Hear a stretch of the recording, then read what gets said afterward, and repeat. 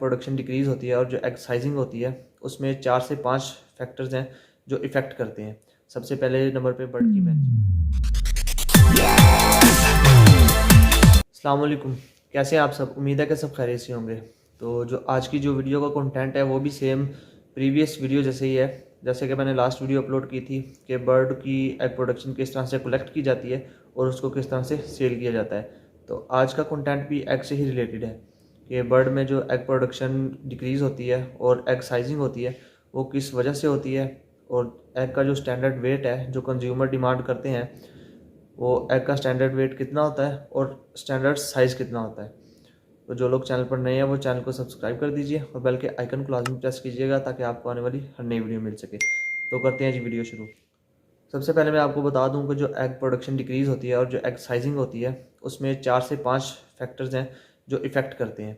सबसे पहले नंबर पे बर्ड की मैनेजमेंट है, दूसरे नंबर पे बर्ड की न्यूट्रिशन है और तीसरे नंबर पे जो डिजीज़ बर्ड पे अटैक करती हैं। 3 मेजर फैक्टर की वजह से बर्ड की एग प्रोडक्शन वो इफेक्ट भी होती है और एग में काफ़ी ज़्यादा साइजिंग भी आती है। अब मैनेजमेंट में 4 से 5 चीज़ें आती हैं।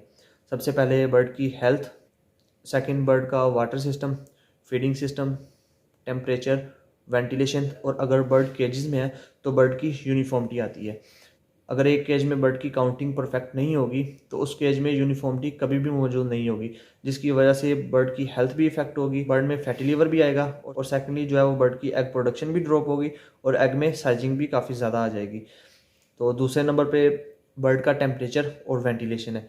अगर जितना बर्ड को रिक्वायर्ड टेम्परेचर है वो नहीं दिया जाएगा, उससे कम या ज़्यादा दिया जाएगा तो इस वजह से भी बर्ड की हेल्थ जो है वो स्ट्रेस में जाएगी और एग प्रोडक्शन है वो ड्रॉप चली जाएगी। और सेकंड जो है वो बर्ड की न्यूट्रिशन है कि बर्ड की न्यूट्रिशन किस तरह से सेट की जाती है। मोस्टली जो बर्ड की न्यूट्रिशन है वो बर्ड की एज के हिसाब से और बर्ड की एग प्रोडक्शन और हेल्थ के हिसाब से सेट की जाती है कि बर्ड को पर डे में 105 से 110 ग्राम के दरमियान में फीड दी जाए। अगर फीड इससे कम होगी तो डेफिनेटली बर्ड की प्रोडक्शन भी कम हो जाएगी और दूसरे नंबर पे बर्ड का जो एग साइज़ है उसमें भी बहुत ज़्यादा डिफरेंस आ जाएगा। तो तीसरे नंबर पे है डिजीज़। अब जो डिजीज़ हैं वो वायरल डिजीज़ भी हो सकती हैं या बैक्टीरियल डिजीज़ भी हो सकती हैं। मोस्ट ऑफ द टाइम ऐसा होता है कि जब वायरल डिजीज़ बर्ड पे अटैक करती हैं तो बर्ड की जो प्रोडक्शन है वो काफ़ी ज़्यादा इफ़ेक्ट होती है, काफ़ी ज़्यादा ड्रॉप जाती है और दूसरे नंबर पे जो बर्ड का एग साइज़ है वो भी काफ़ी ज़्यादा कम हो जाता है। बात करते हैं एग साइजिंग की कि एग साइजिंग कितनी किस्म की होती है। सामने आप लोग देख सकते हैं कि 6 किस्म की साइजिंग में अंडे मौजूद हैं। सबसे पहले जंबो एग है, फिर उसके बाद एक्स्ट्रा लार्ज, फिर लार्ज, दैन उसके बाद मीडियम अंडा, फिर स्मॉल, और सबसे आखिर वाले अंडे को हम पीवी एग भी बोल सकते हैं जो कि बहुत रेयरली प्रोडक्शन में मौजूद होता है। तो सबसे पहले है जंबो एग। तो अब जो जंबो एग है इसका जो नॉर्मल वेट होता है वो ऑलमोस्ट 80 टू 85 ग्राम तक का होता है और जंबो अंडा तकरीबन जब बर्ड को मोल्ट किया जाता है तो मोल्टिंग के बाद से जंबो अंडा आना स्टार्ट होता है। तो जंबो एग साइज़ में बड़ा होता है और इसका वेट भी ज़्यादा होता है और इसके अंदर एक एक्स्ट्रा यॉक मौजूद होती है जिसकी वजह से इसको डबल यॉक एग भी बोल सकते हैं। देन जंबो अंडे के बाद बारी आती है एक्स्ट्रा लार्ज एग की। तो एक्स्ट्रा लार्ज एग का जो नॉर्मल वेट होता है वो ऑलमोस्ट 58 टू 62 ग्राम तक का होता है और ये सिंगल यॉक एग ही होता है और मोस्टली जो कंज्यूमर होते हैं उनकी डिमांड इसी अंडे की होती है क्योंकि 58 टू 62 ग्राम तक का जो अंडा होता है वो एक आइडियल वेट का अंडा होता है। अब एक्स्ट्रा लार्ज के बाद बारी आती है लार्ज अंडे की और इस अंडे का जो नॉर्मली वेट होता है वो तकरीबन 52 से 56 ग्राम तक का होता है। और अगर इकोनॉमिकल पॉइंट ऑफ व्यू से बात करें तो इस अंडे का जो रेट है वो एक्स्ट्रा लार्ज अंडे की निस्बत कुछ कम होता है।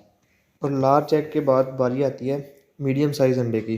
तो मीडियम साइज़ का जो अंडा है उसका जो नॉर्मल वेट होता है वो तकरीबन 47 टू 50 ग्राम तक का होता है और इसका भी जो इकोनॉमिकल रेट होता है वो लार्ज अंडे की निस्बत कुछ कम होता है। और स्मॉल अंडे का जो वेट है वो तकरीबन 35 टू 38 ग्राम तक का होता है। और ये दोनों स्मॉल अंडे होते हैं जिनको पीवी एग या पुलेट एग भी बोल सकते हैं। जब मुर्गी 17 टू 18 वीक्स में होती है तब ये अंडे देना स्टार्ट करती है।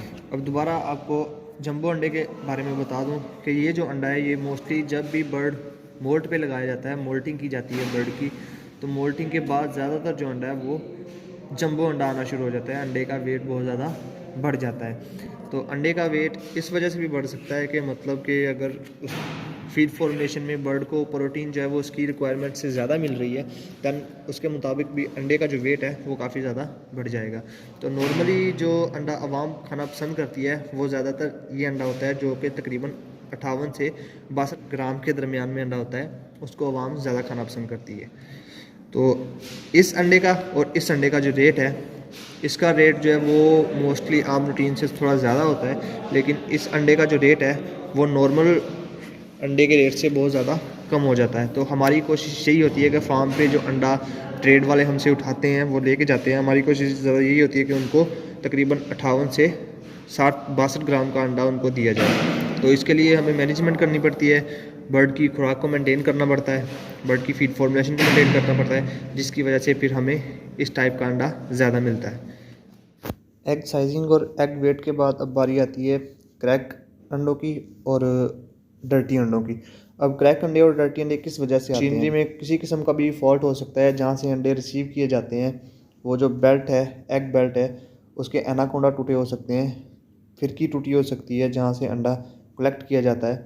तो बेसिकली होता ये है कि अगर ज़्यादातर क्रैक और मैला अंडा आएगा तो इनका जो रेट है as compared to normal egg, तो इनका रेट भी बहुत ज़्यादा कम लगेगा। तो उस वजह से जो इकोनॉमिकल लॉस है वो काफ़ी ज़्यादा बढ़ जाता है। तो कोशिश यही होनी चाहिए कि कम से कम क्रैक और कम से कम डर्टी एग आए। तो ये थी यार आज की वीडियो। उम्मीद है कि आप लोगों को आज का कंटेंट अच्छा लगा होगा, आज की वीडियो अच्छी लगी होगी। तो अगर वीडियो पसंद आई हो तो चैनल सब्सक्राइब कर दीजिए, बेल के आइकन को लाजमी प्रेस कीजिएगा और वीडियो को शेयर लाजमी कीजिएगा। तो मिलेंगे इंशाल्लाह एक नई वीडियो में एक नई इन्फॉर्मेशन के साथ। तब तक के लिए अल्लाह हाफिज़, दुआ में याद रखिए।